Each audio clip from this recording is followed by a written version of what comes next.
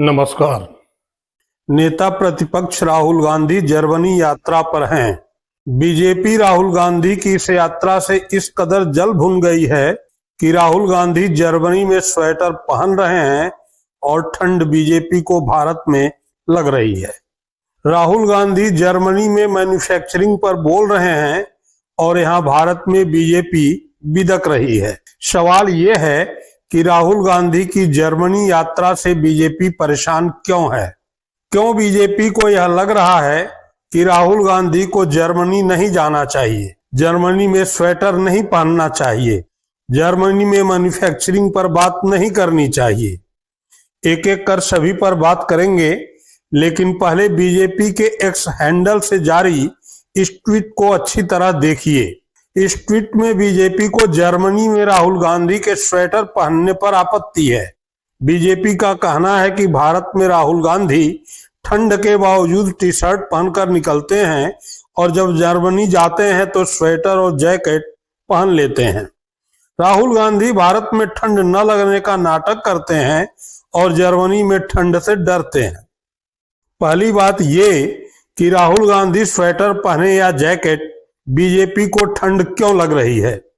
दूसरी बात ये कि राहुल गांधी 12वीं पास या 13वीं फेल नहीं है, इंटायर पॉलिटिक्स के छात्र भी नहीं हैं।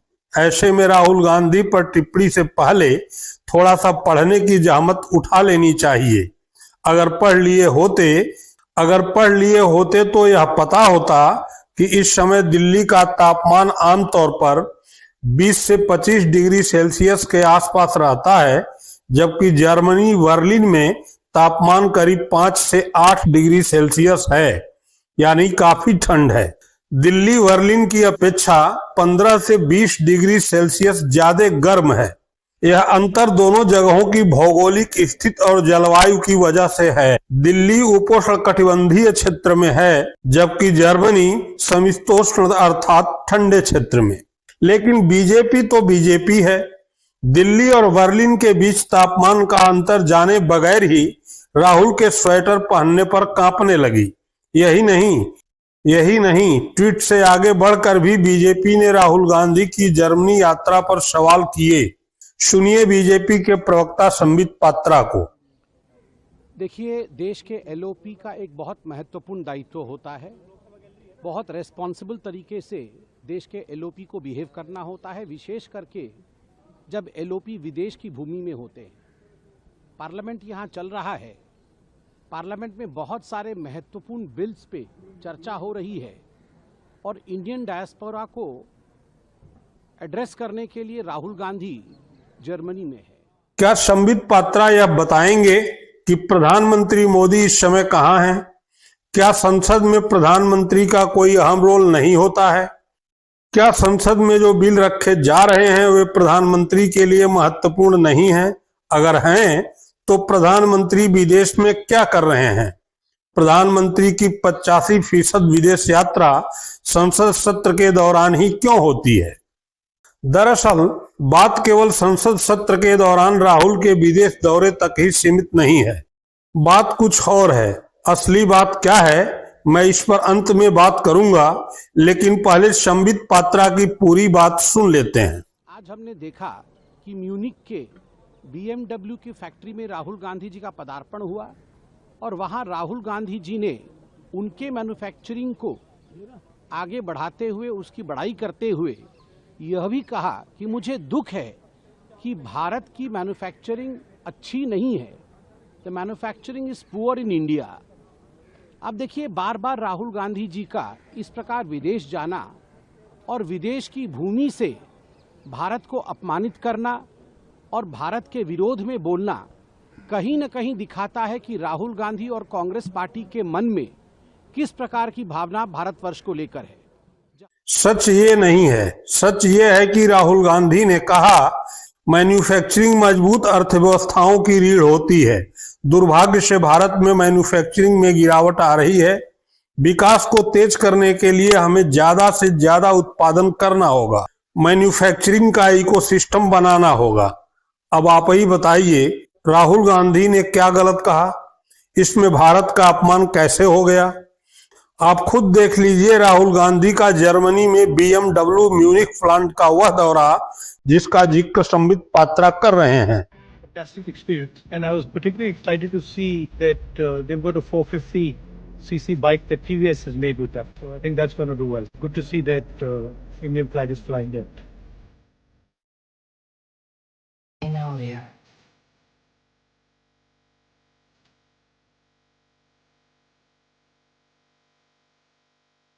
This is electric. इंडिया से है पर दुबई रहते हैं तो इधर हो गया है और इन्होंने आपको देखा ही सॉरी मैं कराऊँ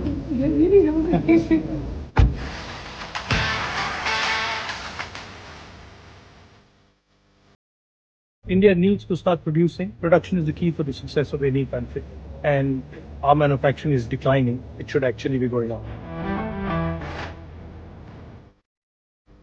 Thank you.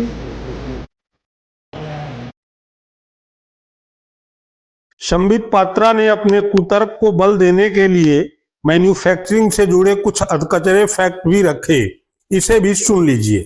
जहां तक मैन्युफैक्चरिंग का सवाल है, मैं बता दूं कि IIP जो इंडेक्स ऑफ इंडस्ट्रियल प्रोडक्शन है वो एक पॉजिटिव ग्रोथ ट्रेंड पर चल रहा है। आप सभी जानते हैं कि जुलाई 2025 में जो मैन्युफैक्चरिंग सेक्टर का ग्रोथ रेट था भारतवर्ष में वो एक रिकॉर्ड 5.4% पे ग्रो कर रहा था और सितंबर 2025 में 4.8% पे ग्रो कर रहा है और अभी जो भारत का GDP रेट है वह 8.2% है, विश्व का सबसे अच्छे GDP में से एक है। स्वाभाविक रूप से 17% लगभग कंट्रीब्यूशन मैन्युफैक्चरिंग के कारण हो रही है, चाहे PLI स्कीम हो या अन्य स्कीम हो। इन स्कीम्स के माध्यम से मैन्युफैक्चरिंग आगे बढ़ रहा है, मगर राहुल गांधी जी में को इसमें किसी प्रकार का सामंजस्य नहीं दिख रहा है, भारत में अच्छाई नहीं दिख रही है। Rahul and responsibility can never move together, और जब भी देश के बाहर जाते हैं कहीं न कहीं सदन का अपमान और भारत का अपमान करके आते हैं। संबित पात्रा के इस फैक्ट की हवा कांग्रेस प्रवक्ता सुप्रिया श्रीनेत ने निकाल दी। सुप्रिया श्रीनेत को सुन लेते हैं, फिर असली बात पर आते हैं कि राहुल गांधी के जर्मनी दौरे से क्यों जली बीजेपी। पहले सुप्रिया श्रीनेत को सुनिए।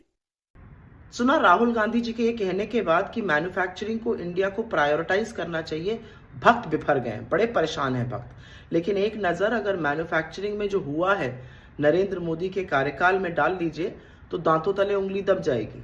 अब ध्यान से सुनिए पहला आंकड़ा। क्या टारगेट था कि 2022 फिर उसको चेंज करके 2025 किया गया, मैन्युफैक्चरिंग को GDP का 25% बनाया जाएगा। कितना है पता है अभी? 15.3%, 15.3%। फिर एक टारगेट था कि मैन्युफैक्चरिंग की जो एनुअल ग्रोथ होगी, जो वार्षिक ग्रोथ होगी, वो 12 से 14% होगी।